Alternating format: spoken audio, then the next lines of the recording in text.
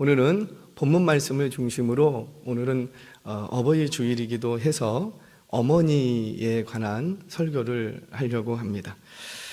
제가 글 한 편을 읽은 게 있어서 여러분들은 어떻게 보실지 한번 제가 좀 읽어 드릴게요. 한번 쭉 한번 들어보시기 바랍니다. 제목, 뒷좌석 귀한 손님. 오늘 아침 내 차로 모신 그분, 뒷좌석에 앉아 잠시 눈을 감는가 싶더니 앞좌석에서 이야기하고 있는 나와 아내를 향해 이야기 소리가 너무 커서 자는데 방해가 되니 목소리를 낮춰달라신다.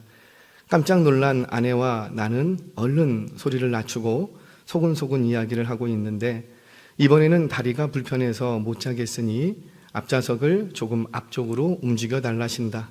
아내는 얼른 좌석을 당기고 그분의 다리가 안 불편한지 뒤돌아 확인했는데 5분이 못 돼서 이번에는 목이 너무 불편해서 잠자기 힘들다며 목베개를 찾으신다.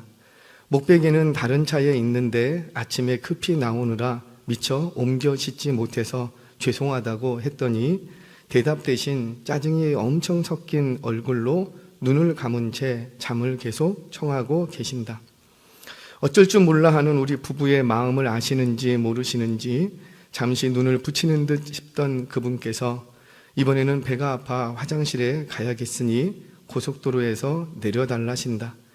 약속 시간에 맞춰 도착하는 것도 빠듯한데 고속도로에서 나가면 일단 10분에서 15분은 기본적으로 까먹게 된다. 하지만 그분의 요청이기에 나는 마치 내가 급한 것처럼 고속도로 출구를 찾기 위해 내비게이션을 움직인다. 출구로 막 나가려는 나에게 그분은 배가 조금 진정됐으니 그냥 가도 된단다. 나는 고마워하며 알겠다고 언제든 말씀하시면 즉시 나가겠노라고 말씀을 드린다. 조금 가자니 이번에는 에어컨을 틀어달라신다. 우리 부부는 추웠지만 그분의 요청이니 얼른 틀어드렸다. 그랬더니 조금 후에는 에어컨 때문에 배가 아파 안 되겠다면서 에어컨을 끄고 창문을 열어야겠다고 하신다. 아이고, 내 아들만 아니었으면. 그래도 그분과 함께 차를 타고 나가 다니는 게 즐겁고 행복한 건 내가 아빠이기 때문일 게다. 뒷좌석 귀한 그분이 누구예요? 아들이었답니다. 아들이었다. 이 글을 제가 읽으면서 참 남 얘기 같지 않다라는 생각을 했습니다. 정말 요즘 자녀가 상전된 시대가 되었죠. 자녀 키우기 정말 어려운 시대가 된 것 같아요. 이건 키우기 어려운 정도가 아니고 저기 웃고 있는데 비유 맞추기 힘들어요. 비유 맞추기. 아까 아침에 방금 읽었던 그 아이처럼 다리가 불편해. 목베개 어디 있어? 엄마 나 누워야 되겠어. 나 배가 아파. 에어컨 틀었다 껐다. 그 비유 맞추기가 쉽지 않아요. 자녀가 어릴 때는요. 아주 어릴 때는 부모님들이 눈치 봐요 안 봐요? 안 봤어요. 근데 자녀가 어느 정도 커갈수록 우리는 누구 눈치를 보기 시작합니까? 늙어가시는 부모님 눈치를 보는 게 아니고 커가는 자녀 눈치를 보더라는 거예요. 과거 몇십 년 전만 해도 이건 상상도 못할 일이었던 것 같아요. 그런데 오늘날 우리 주변에서는 너무도 흔하게 쉽게 보게 되어버렸습니다. 이것이 단지 자녀를 하나만 낳아서이기 때문일까? 혹시 자녀에 대한 가치관을 잘못 가지고 있는 우리 부모님들의 잘못은 아닐까 좀 돌아보게 되더라고요. 자녀가 하나든 둘이든 이 자녀를 하나님의 자녀로 인격과 실력을 갖춘 자녀, 거기에 영성을 갖추고 이타적인 삶을 살도록 가르쳤다면 과연 이런 글들이 쉽게 우리에게 다가올까 싶은 거예요. 죄송하지만 이 모든 것들이 자녀들의 잘못이 아니라 사실은 누구의 잘못일까요? 우리 부모님들, 기성세대인 우리의 어긋난 가치관 때문에 그런 자녀를 만들어냈다라는 겁니다. 이런 실수들을 인정하면서 오늘은 도대체 자녀된 저와 여러분, 저도 누군가의 자녀거든요. 여기 계신 분들도 어느 분의 자녀일 거예요. 자녀된 분들에게, 우리 오늘 저녁에 아이들도 와 있는데 좀 자녀된 아이들에게, 자녀들에게, 우리 청년들에게 좀 말씀을 나누고 싶습니다. 오늘 말씀 속에서 과연 저도 좀 고민하는 부분인데 과연 어떻게 하는 것이 정말 부모님을 잘 섬기는 것이 될 수 있을까?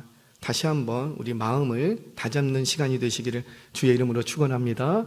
자, 오늘은 제가 두 가지를 얘기하려고 해요. 하나는 예수님이 어머니를 어떻게 생각하고 섬겼는가로부터 시작을 해서, 그렇다면 과연 우리는 지금 2024년을 사는 우리는 부모님을, 어머니를 어떻게 섬겨야 되고 생각해야 될까? 오늘 이 문제를 여러분들과 이 저녁에 나누려고 합니다. 여러분, 어머니 하면 떠오르는 어떤 연상되는 이미지, 단어들이 있을 거예요. 한번 어머니 해보세요. 어머니 한번 뭐가 떠오르세요? 뭐가 있죠? 없구나 여기는. 어머니 하면은 눈을 감고 엄마, 그럼 뭐가 떠오르는 게 있어요? 저는 어머니라는 단어를 연상시키면 고생, 눈물, 허약함 또는 초라함, 이런 단어들이 같이 피어 올라와요. 여러분들은 어떠세요? 저는 어머니 생각하면은 항상 그 단어, 고생, 그런 게 단어가 딱 따라오고요. 저희는 어머니 하면은 항상 물 말아서 식사하시는 그 모습이 딱 연상이 되고요. 엄마 그러면은 허약한, 그냥 정말 툭 건드리면 넘어질 것 같은 허약함, 그리고 죄송하지만 초라함, 뭐라도 이렇게 좋은 옷 못 입고 뭔가 초라함, 이게 막 그냥 연상이 돼요. 여러분들은 어떠세요? 자, 그렇다면 이제 주제를 바꿔서 예수님은 어머니라는 단어를 떠올렸을 때 어떤 생각을 가지셨을까요? 일단 예수님은 아버지를 일찍 여의셨어요. 여러분들 가운데도 그런 분들이 계실 텐데, 하지만 분명한 것은 최소한 예수님의 나이 12살, 13살 무렵에는 아버지가 계셨어요. 언제 돌아가셨는지 정확히는 알 수 없지만 대부분의 중경학자는 예수님이 20살 전후에 그쯤 돼서 돌아가셨을 것이다. 왜냐하면 예수님 동생들이 있었기 때문에 그쯤 됐을 것이라고 예상을 합니다. 자, 그렇다면 그 아버님이 돌아가시고 나서 그 가정의 가장으로서의 책임은 누가 졌을까요? 왜 예수님이에요? 엄마 있는데? 네, 어머니가 아니라 예수님. 예수님은 장남이셨기 때문입니다. 예수님께서는 공생애를 하시기 전까지, 30살이 되셔서 우리 공생애를 하시기 전까지 가장으로서의 책임을 감당하셨어요. 그래서 그런지 장가도, 물론 다른 이유가 있지만 장가도 못 갔어요. 보통 고대 문헌에 따르면은 이스라엘 백성들, 고대인들은 장가 가는 시기가 있습니다. 시기가 보통 13세에서 15세 사이에 시집 장가를 갑니다. 그래서 15세가 넘으면은 이제 노처녀로 들어가는 거예요. 근데 이런 경우들은 거의 없어요. 왜냐하면 이 어렸을 때 이미 너는 누구랑 짝지어줄까 다 얘기가 돼 있기 때문에 고대에는 청소년기라는 게 없습니다. 아동기에서 12세에 그 성인식을 하고 나면 바로 어른이 되는 거예요. 어른이 되면 그냥 가정을 일구게 돼 있는 거예요. 요즘처럼 교육의 기간이 길지 않기 때문에 그냥 아이 때 성인식 하고 나면 어른 취급을 받는 거예요. 그래서 시집장가를 다 갑니다. 그런데 간혹 예수님 같은 케이스, 시집장가를 가야 될 시기에 내가 가정을 돌봐야 된다든지 어떤 다른 사유로 인해서 이 시기를 놓치게 되면 요즘 말로 말하면 노처녀, 노총각이 돼버린 거예요. 그래서 언제 시집장가를 가게 될지 잘 몰라요. 어쩌면 물론 예수님은 하나님의 아들로서 구원 사역을 위해서 그랬지만 어쩌면 예수님도 가정에서 뭐였기 때문에, 가장이었기 때문에 가족을 돌보시느라 장가를 못 가실 수도 있다는 거죠. 사회적인 분위기상. 거기다가 예수님은 부잣집 가정이 아니었답니다. 목수의 아들이셨어요. 그러니까 이스라엘 사회에서는 아버지가 목수면 아들도 뭐하고? 그죠, 목수. 물론 학자들마다 조금씩 견해는 다르지만 이 목수라는 단어는 테크톤이라는 헬라어를 씁니다. 이 테크톤이라는 헬라어는 나무를 다루는 목수만을 지칭하는 게 아니고 장인 또는 집을 짓는 사람, 이런 의미를 가지고 있는 보편적인 단어예요. 그래서 우리는 목수하면은 대패질하고 그것만 생각하는데 못 받고 그 생각을 하는데, 사실은 예수님 그 갈릴리에서의 목수라고 하면은 돌쟁이에 가까워요. 왜냐하면 이스라엘 그 땅에는 나무가 많아요, 돌이 많아요. 그렇죠. 나무가 없고 돌이 많아요. 그렇기 때문에 무슨 집을 짓거나 궁을 지을 때도 나무를 다 어떻게 해왔어요? 다윗 같은 경우는 저 두로와 시돈에서 수입해 왔어야지 돼요. 좋은 나무는 이스라엘 땅에 없어요. 수입해 왔어요. 심지어 이스라엘 땅에는 목수들이 있어요, 없어요? 이름 있는 내노라는 목수들이 별로 없어. 그래서 다 어디서 데려왔어요? 저 두로와 시돈 땅에서 목수쟁이들을 수입해서 왔다고요. 그 정도로 이스라엘 땅에는 목수의 직업, 그러니까 우리가 생각하는 현대사회에서 생각하는 목수라는 직업을 가지고 있는 사람들이 별로 없어. 대부분이 다 뭐냐면 돌쟁이. 그래서 저는 목수라는 말보다는 정말 예수님은 돌쟁이였을 수도 있겠다. 돌을 더 많이 다루었을 것이다. 자, 여러분, 돌을 다루면 손이 어떨까요? 많이 다칠 것 같아요. 돌을 옮기고, 옛날에는 뭐 안전장갑 그런 거 없잖아요. 맨손으로 다 하잖아요. 돌을 만지고 깨고 그러면 손이 다치고. 그래서 제가 생각하는 예수님은 목수의 아들이지만 항상 손에는 피범벅이 있었을 거다. 여기까지고 저기까지고 여기 다치고. 그렇게 손을 다쳐가면서 돈을 벌어서 그 돈으로 뭐 하는 거예요? 그렇죠. 집안을, 동생들을 돌보고 그리고 한 분이신 어머니를 봉양하는 삶을 살았다라는 겁니다. 자, 그렇게 살던 예수님은 이 예수님을 아마 엄마 마리아는 엄청 자랑스러워하고 엄청 사랑했을 거예요. 이런 장남 있으면 좋아요, 싫어요? 좋죠. 믿음직하잖아요. 얼마나. 비록 장가는 못 갔지만 아직 마리아는 예수님이 구원준 줄 모르잖아요. 그러니까 엄마의 입장에서는 이 아들을 뭐 시켜야 되고 장가를 보내시켜야 되는데 장가는 안 가고 자꾸 밖에 나가서 조금 일거리 있으면 가서 목수 일하면서 돈 벌어와갖고 동생들 뒤시닥거리 해주고 집안 돌봐주고 그런 인생을 예수님은 사셨다는 거예요. 그런 예수님을 마리아는, 엄마는 무척 사랑했을 겁니다. 물론 한편으로는 좀 짠한 마음이 있지만 그래도 의지할 게 누구밖에 없고, 그래요, 장남되는 예수님. 그런데 이 아들이 30살이 되더니 갑자기 어머니 곁을 훌쩍 떠납니다. 물론 다른 아들들이 있어서 그 아들들이 어머니를 잘 모시겠지만 장남이 집을 떠난다는 것은 어때요? 어머니 입장에서는요, 큰 근심이고 큰 마음의 짐이 되지 않을 수가 없는 거예요. 그러니까 어머니의 입장을 한번 생각을 해보라고. 여러분들의 자녀, 여러분들의 장남이 어느 날 갑자기 집을 나가버렸어. 갑자기 집을 나가. 어머니 이제 어머니 자주 못 봅니다 하고 어디로 가버렸어. 그러면 어머니 된 여러분들의 마음은, 그 마음이 항상 눈만 뜨면은 다 누구에게만 가 있을까요? 그 아들. 그런데 이 아들이, 집 나갔던 아들에게서 이렇게 소문이 들려오는데 이상한 소문만 들려오는 거예요. 어디가 갖고 뭐 귀신을 들렸느니, 바알세불에 집혔느니, 뭐 누구를 뭐 병자를 치료했다는 얘기도 들리는데 막 종교 바리새인들이 막 잡아 죽이려고 한다더니 막 이상한 소문이, 이 아들에 관한 소문이 엄마에게 들리는 거예요. 한 번은 하도 그런 소문이 들리니까는 예수님의 어머니가 어떻게 했어요? 형제들을 데리고, 동생들을 데리고 예수님 있는 곳을 찾아갑니다. 그래갖고 야, 가자, 집에 가자. 너 여기서 뭐하고 있냐? 빨리 집에 가자. 그랬더니 예수님이 뭐라고 합니까? 예수님이 얼굴을 확 붉히시면서 면박을 주고는요, 더 돌아가세요. 나의 가족과 나의 형제 자매와 어머니는 여기 있는 이들입니다. 돌아가세요. 아니, 이런 말을 예수님이 하십니다. 아마도 속사정 모르는 동생들은 아마 다시는 형 안 보겠다고 아마 그랬을 것 같아요. 그 어머니의 마음도 썩 좋지만은 않았을 것 같아요. 그래도 어때요?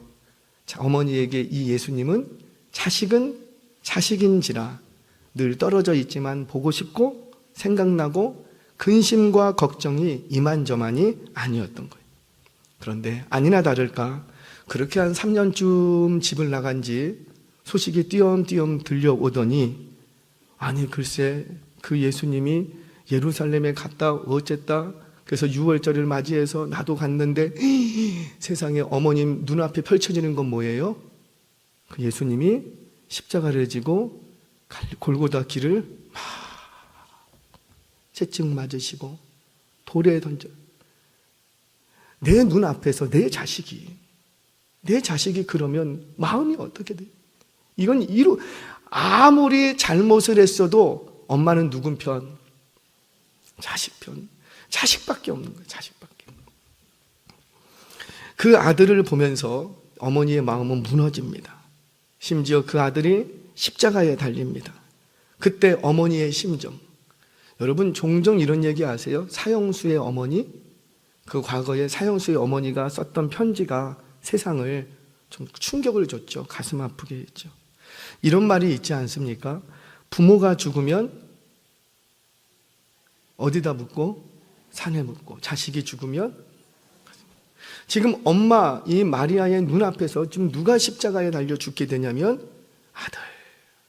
장가도 안 가고 가족들 동생들 돌보겠다고 그렇게 손에 피투성이가 되면서 그렇게 수고했던, 어머니를 그렇게 사랑하고 공경하고 본향했던, 동생들을 사랑했던 그 형이, 그 장남이 당신의 눈앞에서 십자가에 달려 죽는, 졸지의 사형수의 어머니가 됐습니다. 그때 어때요? 모든 것을 다 이뤘다 해도 자식을 이렇게 보내는 어머니의 심정, 이거는 이루 말할 수가 없는 거예요. 그렇게 무너지는 가슴을 끌어안고 이 마리아는 십자가 앞에 섭니다. 사형을 당하는 아들을 보고 있는 어머니, 억장이 무너지는 슬픔과 고통이지요. 그런데 이 슬픔과 고통은 어머니만 가지고 있었던 게 아니었다라는 거예요. 누구도 가지고 계시고, 그렇죠.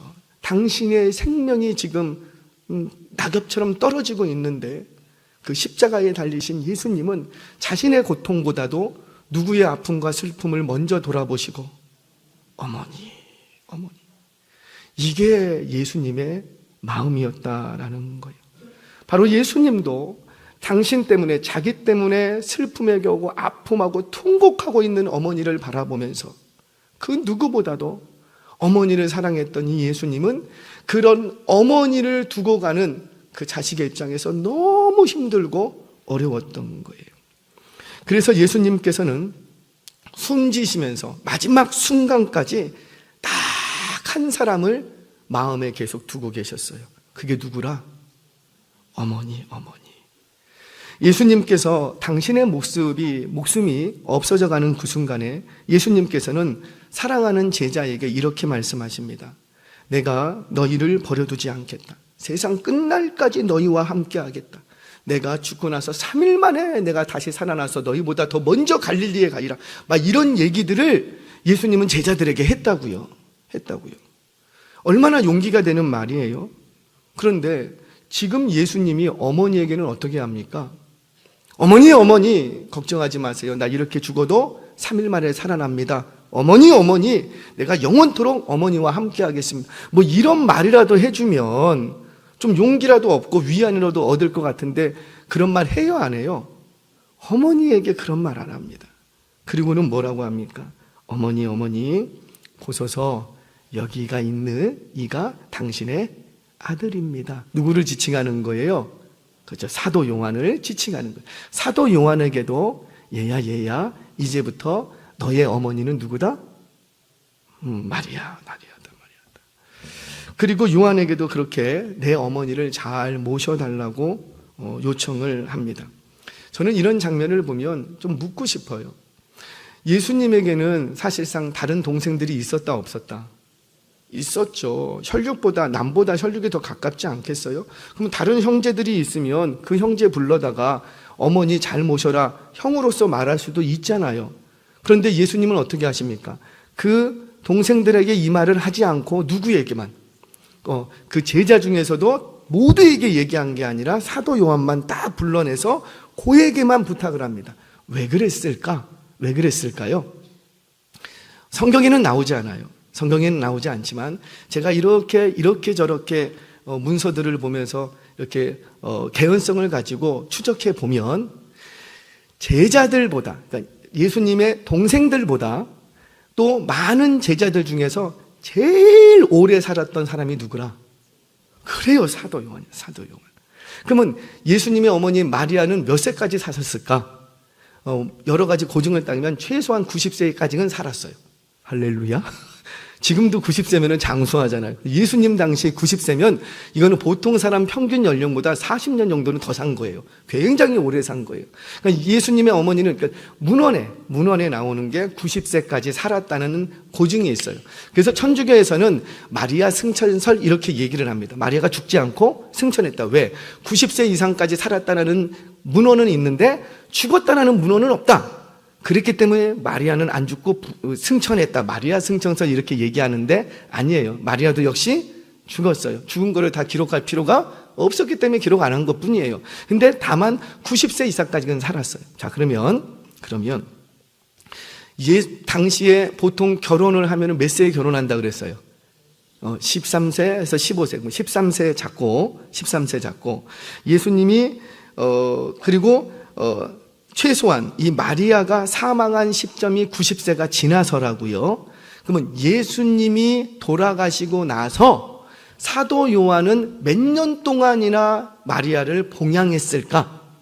대충 잡아도 40년 이상을 요한이 보살피게 됩니다.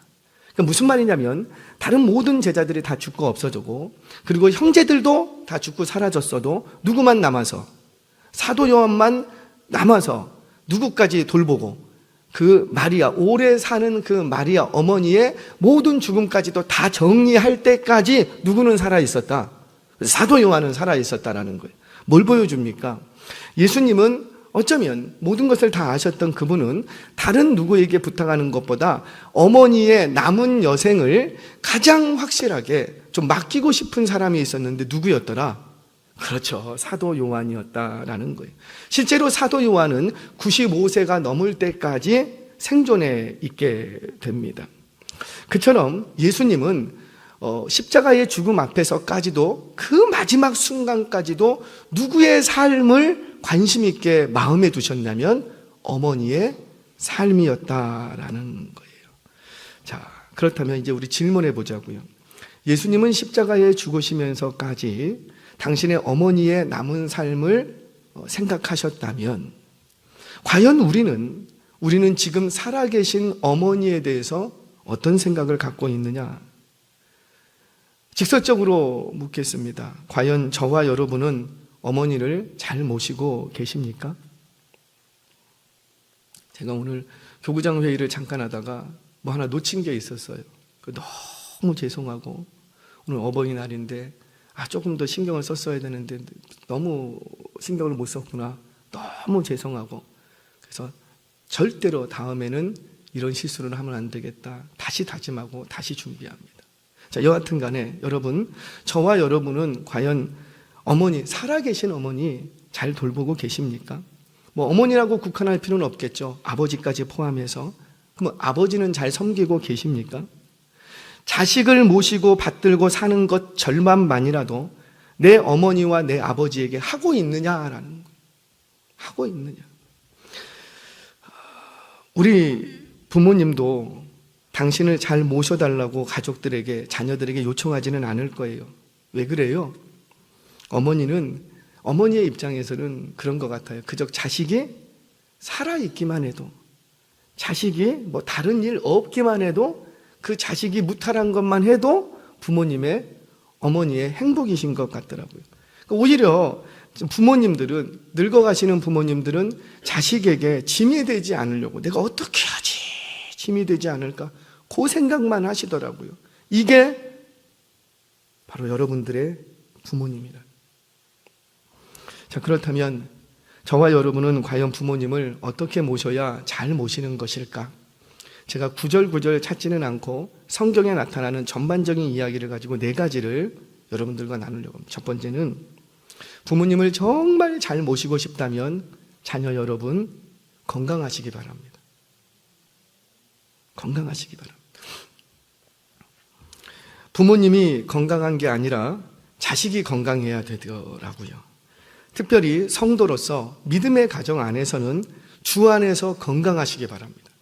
이단적인 사고에 빠지지 말고, 이단적인 신앙에 빠지지 말고 건강한 신앙을 갖고 부모님을 섬겨가시기를 바랍니다.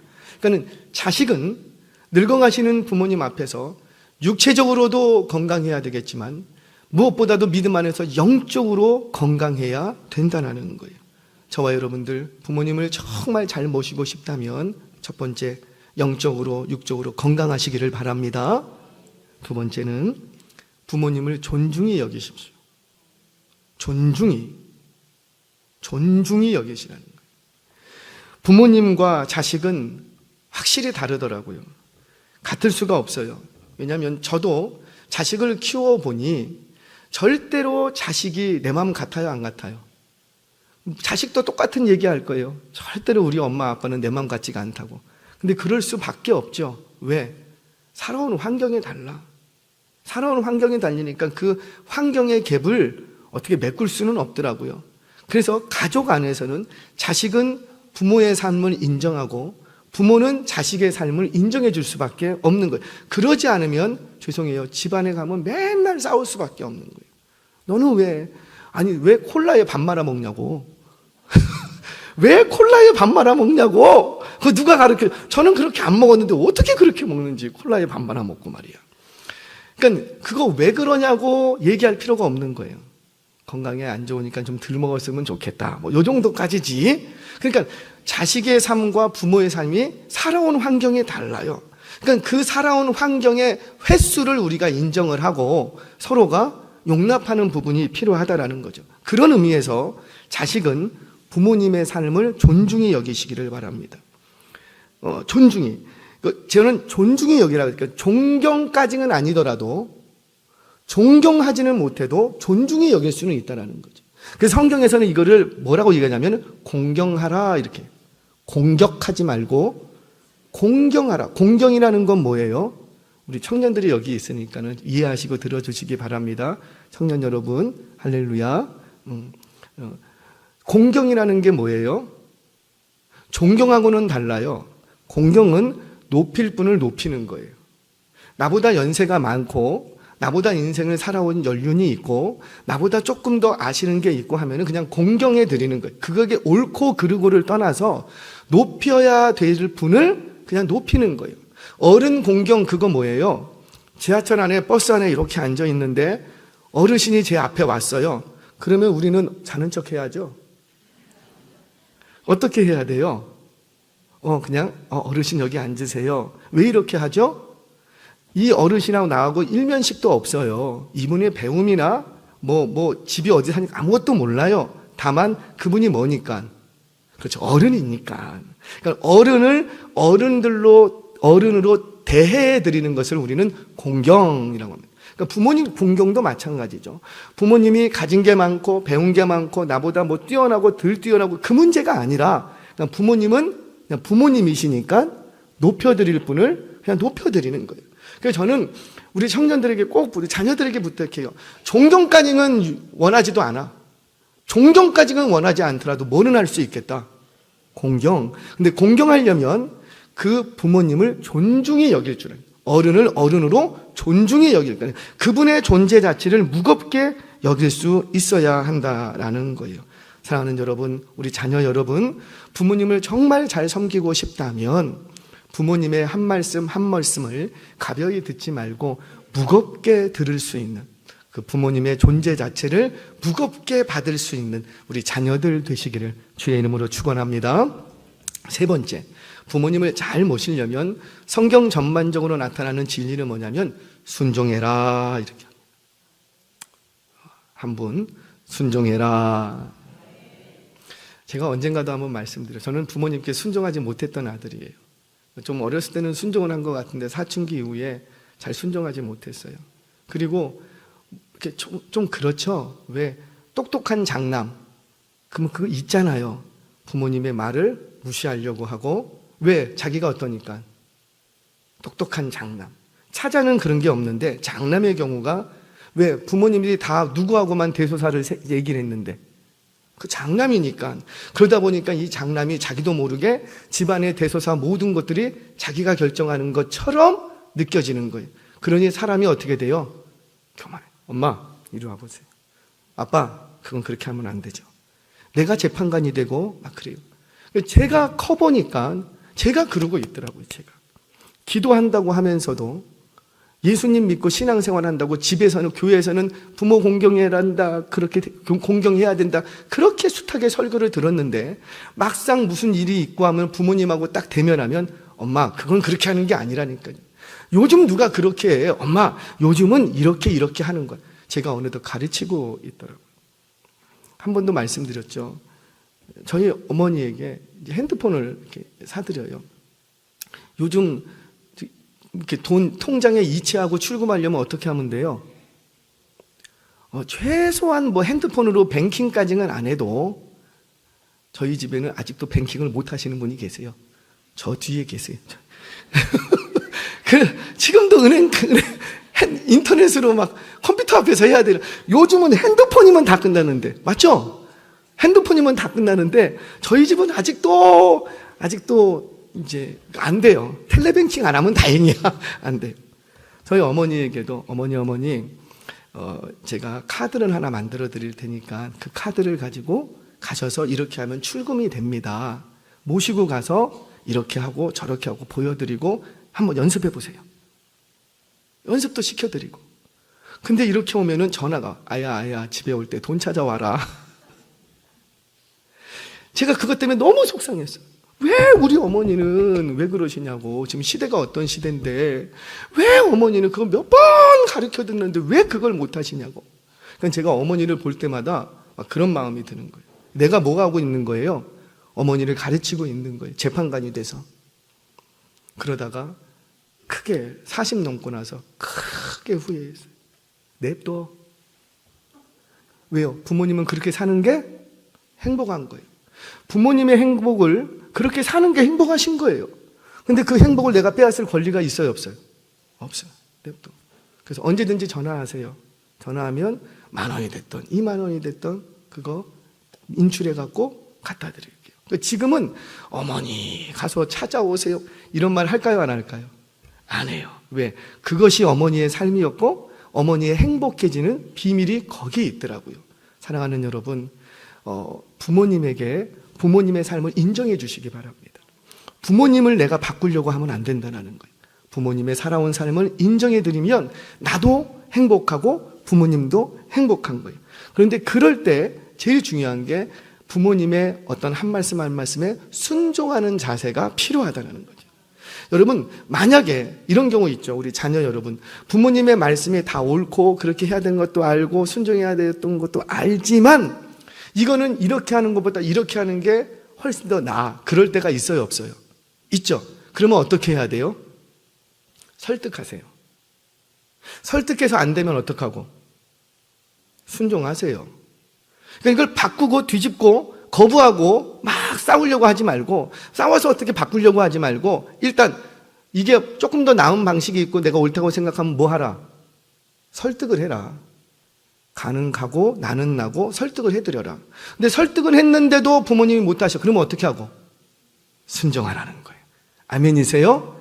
절대로 그거를 바꾸거나 하지 마시고, 그러면 어머니의 행복도 부모님의 행복도 뺏는 거고, 자식된 나도 그렇게 하고 마음 편할까요? 편하지 않다는 거예요. 첫 번째, 부모님의 말씀에 순종하라.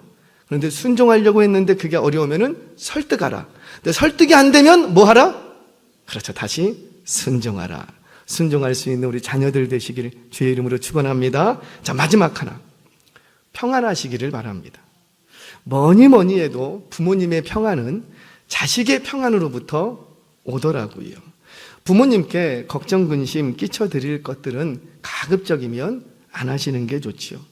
이렇게 이 4가지만 해도 우리 부모님들은 잘 섬기는 게 된다는, 멋진 정치를 구경시켜 드리지 않아도, 해외여행이나 좋은 집을 마련해 드리지 못해도, 아니 할 수 있다면 하세요. 저는 한 번도 못했어요. 부모님을 모시고 여행을 한 번도 못 가봤어요. 물론 가족들끼리도 잘 여행을 안 가지만은 부모님을 모시고 한 번도 못 가요. 제가 지금 사실 이 설교를 준비하면서 막 어떻게 해야 될지를 모르겠어요. 분명히 꼭 한 번은 여행을 한번 같이 갔다 와야 되겠다. 같이 와야 돼. 보내드리는 게 아니고 뭐 하겠다고요? 같이 가야 되겠다. 이 마음을 자꾸 가지게 됩니다. 사랑하는 여러분, 하지만 해드릴 수 있으면 해드리세요. 그러나 해드리지 못하더라도 내가 정말 부모님을 평안케 해드리고 순종하고 건강하고 그리고 또 부모님을 존중히 여길 수 있는 여러분들 되시기를 바랍니다. 말씀을 정리하겠습니다. 저희 어머니는 요즘은 좀 덜 하시지만 정확히 7시 20분이 되면 전화가 와요. 하루도 안 빼놓고 전화가 왔어요. 그런데 제게는 전화 안 해요. 누구에게 할까요? 아내에게 하더라고요. 그래서 아들이 아들 같지가 않은가, 아들한테는 전화가 좀 어렵대요. 그게 우리 부모님들인가 봐요. 저한테는 한 번도 전화를 안 해요. 제가 전화를 하면 하지. 근데 어머니는 꼭 매일 저녁 7시 20분쯤 되면 여김없이 전화가 옵니다. 그리고는 통화할 때 저를 바꿔달라는 소리도 하지 않아요. 왜? 아들 걱정한다고. 목회 쓸 정신이 없는 사람이 당신까지 정신 쓰면 되겠냐고 걱정시키면 안 된다. 제가 답답해서 전화를 뺏어서 받습니다. 어머니. 그러면 갑자기 조용해. 그리고 우시는 거예요. 그게 어머니의 마음이더라는 거죠. 제가 자식에게 뭐 죄 지은 것도 없는데, 자식에게 아무 죄 지은 것도 없는데 그저 자식이라고 하면은 괜히 죄 지은 사람처럼 그런 모습을 하고 계신 분들이 우리의 어머니, 아버지 되시더라는 거예요. 사랑하는 성도님 여러분, 저를 비롯해서 우리 자녀된 여러분, 우리 모두 부모님께 잘 해드리시기를 바랍니다. 내 자식에게 하는 것 절반만이라도 우리 부모님들에게 해드리시기 바랍니다. 나의 생명보다 부모님의 생명을 조금 더 존중히 여겨드리기 바랍니다. 왜? 우리 예수님이 그렇게 하셨거든요. 예수님은 당신의 생명을 앞에서도, 그 죽음의 자리에서도 누구를 먼저 생각했냐면 홀로 계실 어머니를 먼저 생각했더라는 거예요.